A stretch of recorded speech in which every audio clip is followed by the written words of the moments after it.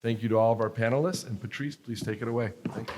Thank you, Anthony. And welcome to all the people who've got the stamina to be here at almost 4 o'clock this afternoon, having started at 8:15, and some of you with jet lag, and some people who just flew in, like Shaun.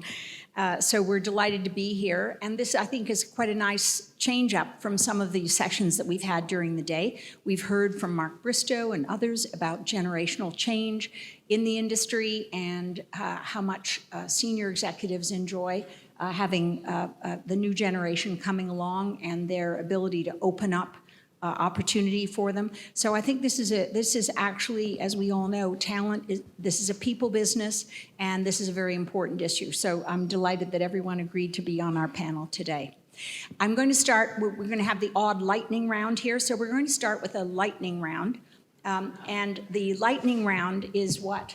It's sort of like what your children probably really think about you. But the lightning round is, I wish mining executives would be more. Now, all of these people here are executives in their own right, but let's just start on the far side.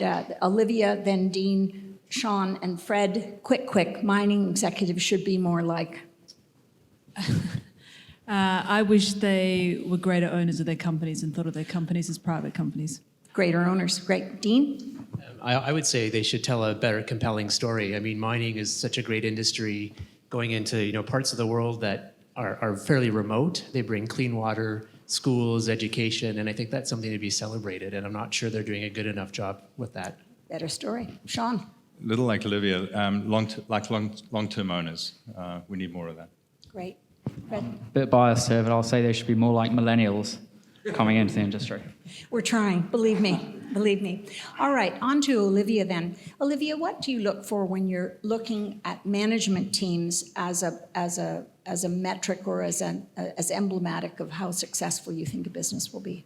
Yeah, so I think, as everyone knows, the mining industry it's a pretty small industry in the scheme of things, and in some kind of various ways, you always know a management team from either another company or another level within a company. And I think what I've seen time and time again, it's those executives that can have a really strong strategic vision for their business. They're not focused solely on the day-to-day kind of operational challenges or the day-to-day kind of concerns that shareholders have.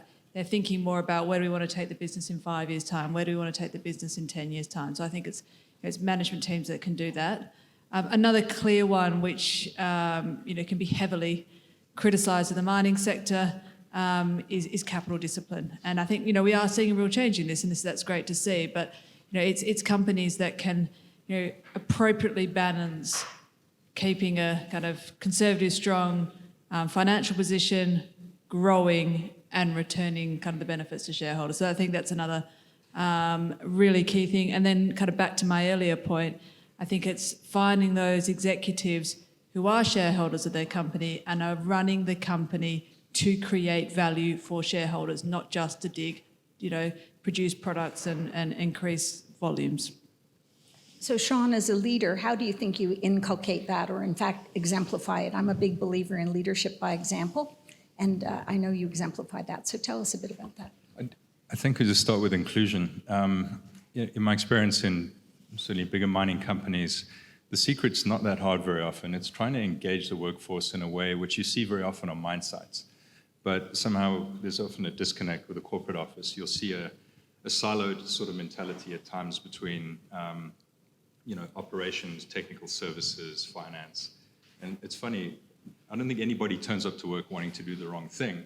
But the minute you can get a bit of difference of perspective, perhaps a little bit of tension going between those perspectives, you get new ideas. And with that, you can actually make some really disruptive change.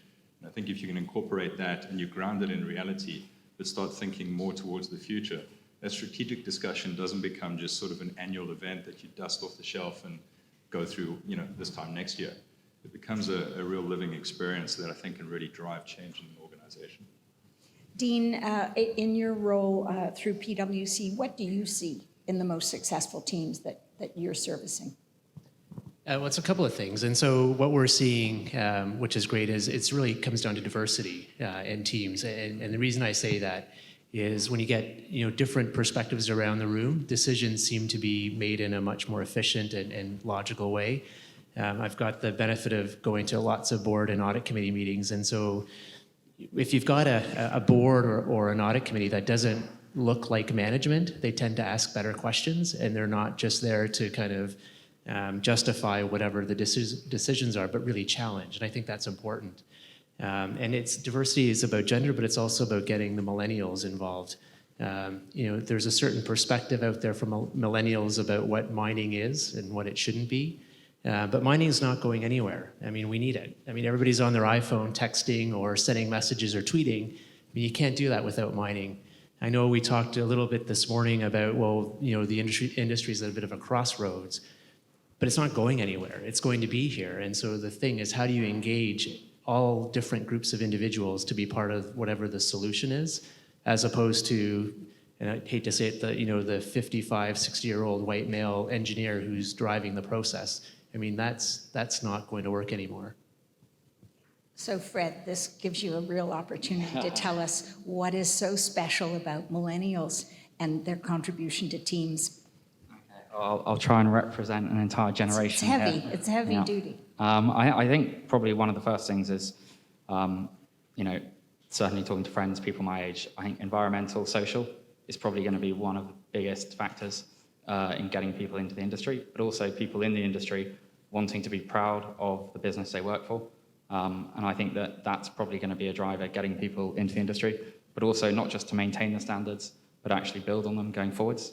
I think something else that younger people might bring as well is, and Mark Bristow touched on it earlier, is familiarity with technology. And a friend of mine who's actually in the army here, and for drone operations now, they actually use Xbox controllers just because they assume that people are going to be more familiar with that than anything else that they're going to create.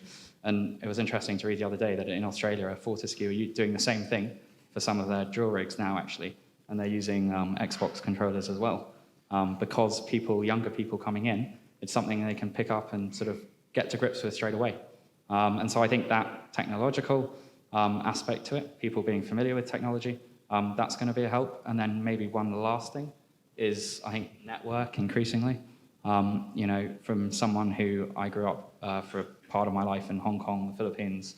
I worked in Australia, I went to school in England, went to university in Scotland. I've worked in, a lot of different countries around the world. And, 20 years ago, I might not have been able to stay in touch with most of those people who I worked with. And when we set up Elemental, both my partners are in Australia. There's pretty much only two of us here in London. And that's a company that could not have happened and would not have happened, even 10 or 15 years ago, I don't think. I think that's true, and it's really the way the world is today when you look at the populations available to you for your workforce. Shaun, maybe that leads directly, if you'd like to tell us, into your naming of your company. Oh, yeah, and the name is, I named it after my kids. Like Fred, I've worked and lived in different places, 5 different countries, and had kids in 3 of them. So 3 flags, 3 countries. Yeah, well, I think that's very emblematic of the industry, for sure. Olivia, picking up on Fred's mentioning of environment, sustainability, and governance, where does that fit? I mean, BlackRock certainly has a voice in this. Where do you feel it in the in-house, because you're covering this industry? Do you have an extra special duty in this area? Yeah, I mean, obviously in recent years, ESG is sort of becoming in vogue, and there's a huge amount of potential capital out there in the market that is sort of ESG focused. For us on the team, we've always been focused on ESG, and we kind of describe it quite simply as having a social license to operate. And I think that's absolutely key for companies, because as soon as you lose that, it really is quite... it's very, very, very material for share prices. If I think about kind of if we're looking at a new client that might be interested in the fund, a new mandate, there wouldn't be a single kind of request that doesn't incorporate how we involve ESG in our investment process. Now, personally, for us on the team, we don't run hard exclusions against thermal coal or things like that. But there's obviously a pool of capital out there that does, and that's estimated now to be sort of $19 trillion. So you can't ignore these numbers. So I think in Europe it is more advanced than what you see probably in the US, what you see in Asia, but that is the direction of travel. And I think if there's now much more data on it, it's much easier to kind of assess companies on it. Clients are demanding it from us, and we're also beginning to see now that companies that are adopting ESG, that are good at ESG, make it front and centre, tend to outperform companies that don't, particularly over the longer term. So it's not just about it's nice to do, it's the right thing to do. Actually, it makes sense from an investment perspective. Yes, certainly. I think it's the way we look at safety as a measure of productivity, paying attention to the business and so on. It really, if you have terrible safety statistics, nobody's managing the business. So it's very, very much front and center. Dean, how is PwC, as a stated commitment to diversity and cognitive diversity, behavioral diversity, and so on your teams, on your audit teams, are you able to bring that, have that as a client-facing factor as well? And are any clients, such as the people in this room, asking to make sure that, the team they get, if they operate in several continents and so on, sort of reflects and can relate to the business? Yeah, we're certainly seeing, especially for some of the global audit proposals that come out, part of the process is to talk about diversity on your team. So it's front and center, not just from a Canadian perspective, but the different locations that we're operating in. From a PwC perspective, we're actually quite fortunate that 50% of our new starts, it's gender balance. And so about 8 years ago, our senior partner came to the partnership and said, we have a real big challenge here because we're bringing in 50-50 gender split, but when we get to partner, we've got a 75-25 partner split, which is not acceptable. And so give him his due that he put a line in the sand and said by 2020, first year partner admits need to be 50-50 gender split. And so 2019, we got to 43%, and we're hopefully, touch wood, will be on track for 2020. There was a lot of sort of discomfort initially with that because people started to think, well, you're setting quotas and that's not the right thing to do.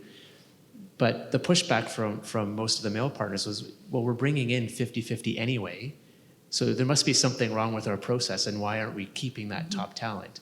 And it's becoming a real challenge to keep, I'll say, top female talent because they're quite in demand now because industries like mining are focusing on that as well, and it's tough to keep them in one location because they're very well sought after, and even on boards.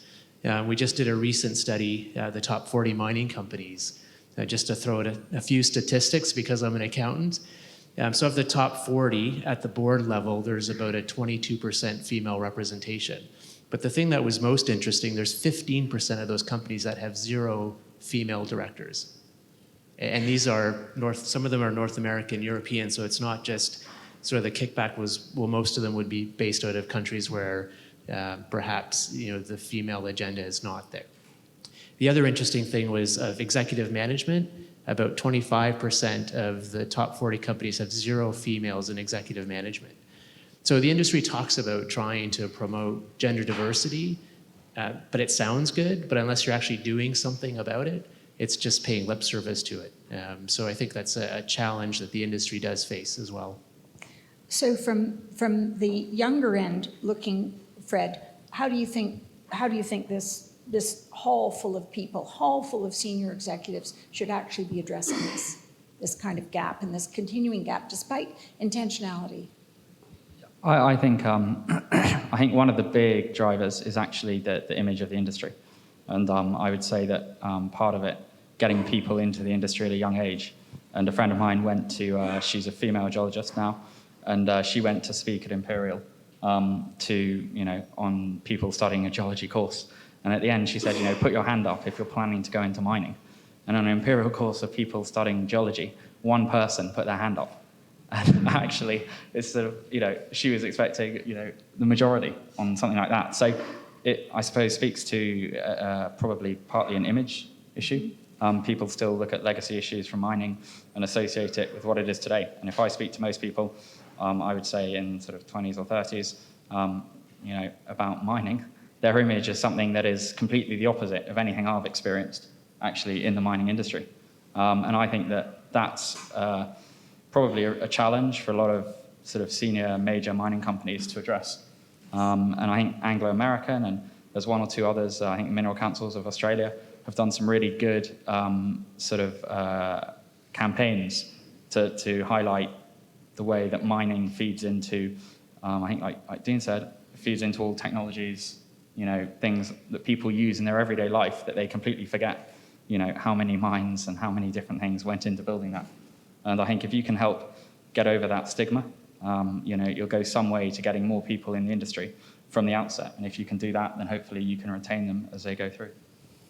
So that, of course, speaks to the culture that we represent and the culture we're trying to attract people to.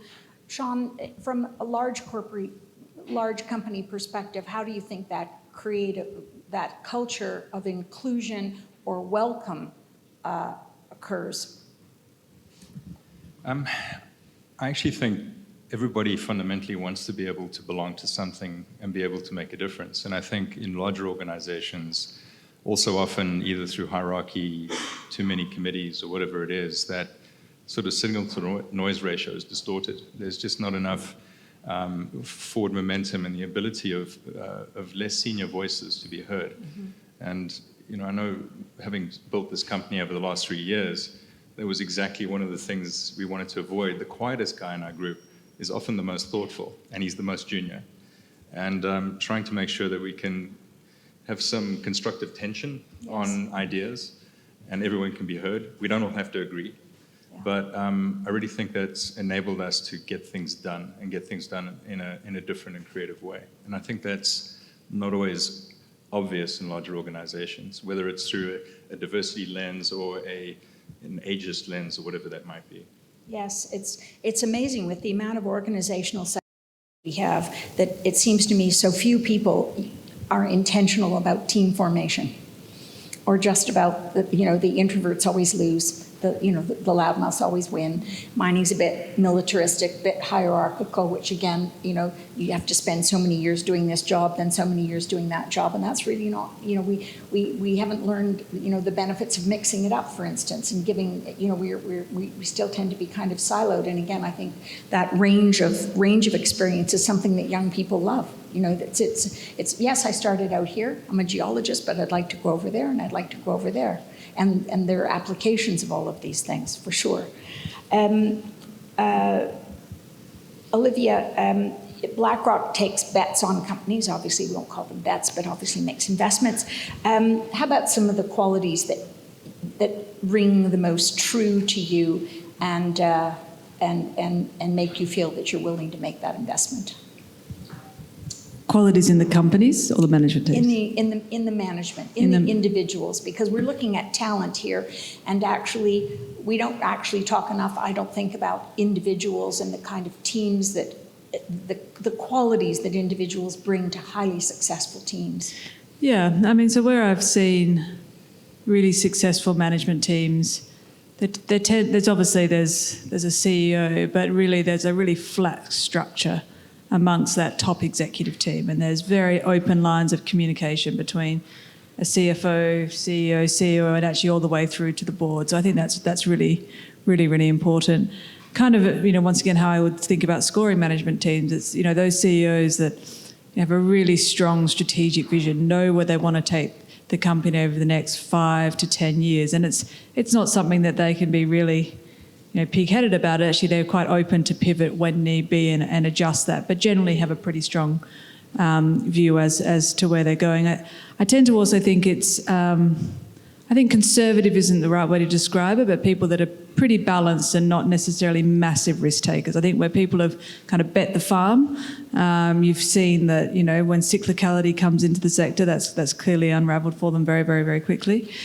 And the other thing I like to say, and particularly at this point in the cycle where people aren't necessarily really focused on on growth or reinvesting. It's those people that are able to build optionality back into their portfolios. Are we spending the right amount of money as an industry on exploration today? And have we got enough kind of early stage projects? Are we making sure that we're testing new areas of commodity and new areas of demand?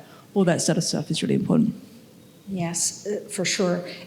Picking up on that and some of what Fred talked about, Dean, I'd like to ask you, given you're the money guy, data guy, not that everybody isn't the money person, what impact do you think that millennials, or what impact do you think high executive compensation may have in terms of how younger people think about what is fair in the world or even-handed?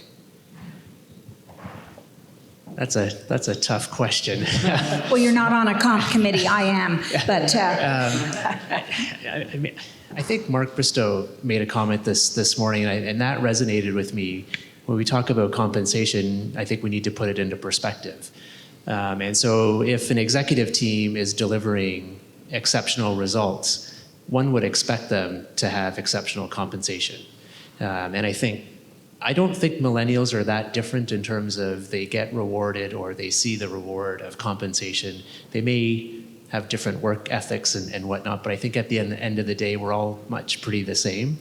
And so I think the compensation structure to them is as important as it is to the current executive teams. And I think it acts as a motivator. I mean, at the end of the day, you do want your team to be motivated to do the right thing and to make sure that the business prospers and has the opportunity to invest in the company. I think Olivia had made the comment, one of the things that they look at is management teams who invest in their own story or the company that they're operating. If you're not compensating people effectively, well, how can they do that? Right. And so I think, again, it comes down to how do you tell the story? I think where the industry has had a bit of a knock is there has been a mismatch between compensation and actual results. And so that seems to get the focus all the time, as opposed to the companies that are doing extremely well. Well, they're not really talked about. You always look at the outliers, and that doesn't help. But at the end of the day, I think you do need to put a structure in place that will continue to motivate and attract the top talent. I mean, mining isn't necessarily the best industry at the moment. There's lots of opportunities in different spaces for people to operate. So how do you attract them? And compensation is certainly a key element of that. Yeah, I would say, Fred, I certainly think that many of the young people that I have met, both in mining and other industries, they bring a value base with them. And so I do think that, compensation and what's at the top and whether it's been a good year or not, I do think people are conscious of that because they think I think in most young people, there's a higher fairness quotient looking up. Yeah, and there's probably more visibility in a sense on what peers are earning, on what sort of, senior management now, it's all public, what they're earning. So I suppose, in a way, even if you don't intend to, there's more of a spotlight and discussion on salaries and remuneration. But I think as was touched on, if you're working for a good team and, you're in a good company and you feel valued, I think I would, just speaking for myself, I'd be happy to, do the legwork and sort of get up gradually. And, it's actually one thing I've learned is working with good people tends to introduce you to other good people. And it's a virtuous circle. And so I think that, compensating people at the top fairly is important, but it's going to motivate the people underneath them, to stick around and be there. Well, we hope so, because if it's not the case, then we'd all have to take a pay cut. Wouldn't be so great. Dean, how about the industry in terms of leadership, evolution, adoption of technology, algorithms? Algorithms are the buzzword and so on. Are you doing consulting in that area? More people picking up on what science, machine learning, and so on. I mean, the Sandvik talk. I mean, we kind of heard lots of good stuff about it. Are people asking for that? There's certainly a lot of interest that we're seeing, and so we often, we'll have the meeting about, talk about technology and digital. And my perspective is most mining companies want to be fast followers. I hear that all the time. I'm like, but someone needs to lead. There are some companies out there who are putting their best foot forward. But I think there's a reluctance because if something goes wrong, you're punished for it. If something goes right, I'm not sure you're rewarded for it. So again, what's the incentive on the mining companies to really be kind of that first adopter? So it's quite a challenge. It's expensive. I mean, to invest in technology, comes at a price. And so when you're in a situation where capital is at a premium, you try to figure out where is it best, as a company to allocate it. But I truly believe it's something that needs to be dealt with. And it comes down to focusing on, well, what's the company's data or digital strategy? And how does that link to the overall company strategy? Most mining companies, the ones that we've worked with, haven't quite figured that out. And so you've got, engineers at the mine site doing what I kind of call pet projects, which are kind of interesting, but it's not necessarily that they all flow up into what the overall strategy is from a company perspective.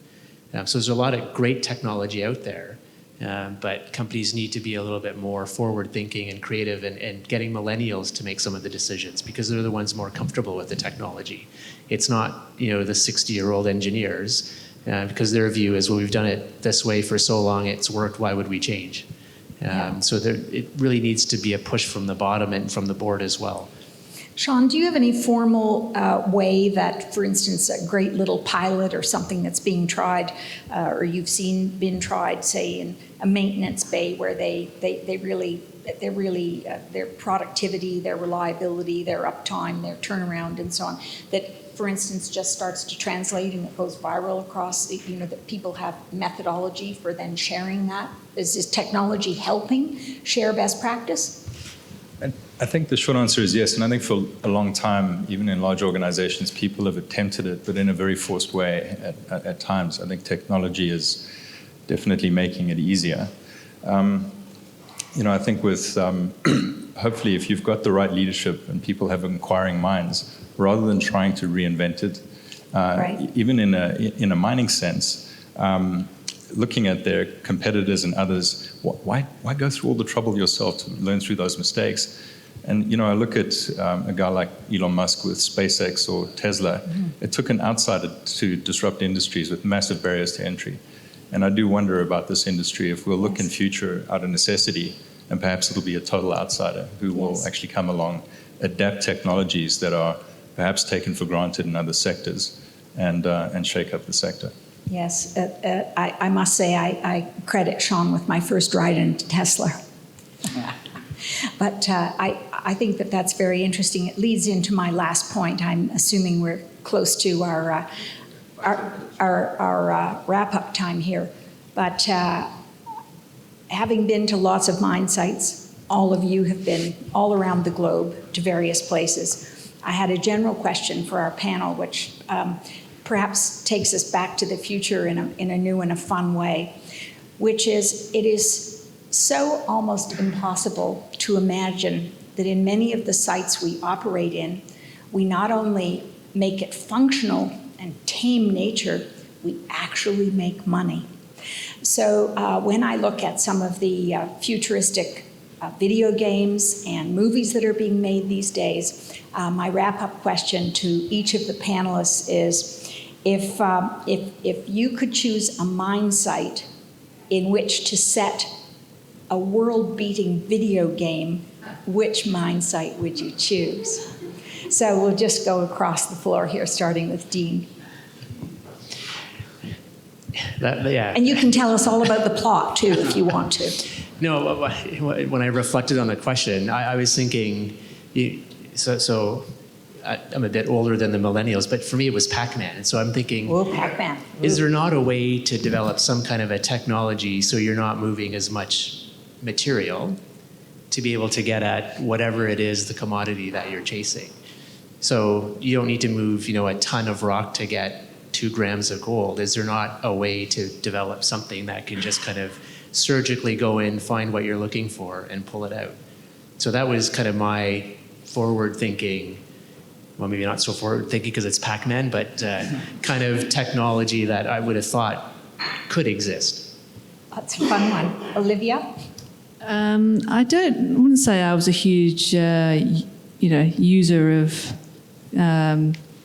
video games back in the day, but I guess I was around in the Nintendo generation, and I don't think I could go past something like Mario Kart. So with that, flat, dry, altitude, that's sort of maybe helpful. So I was thinking the Atacama Desert in Chile.